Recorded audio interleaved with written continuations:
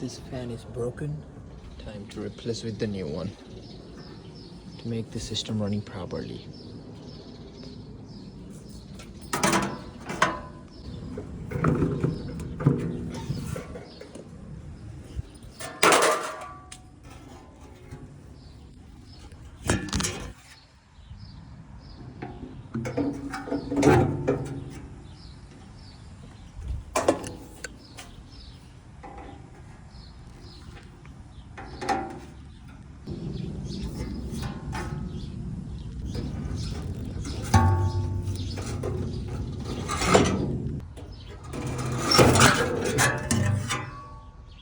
Is in now, perfectly fine.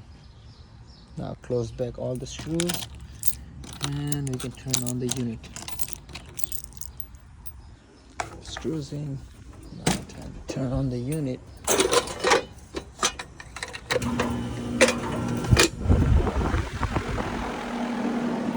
This is the broken part right there. See it? Black.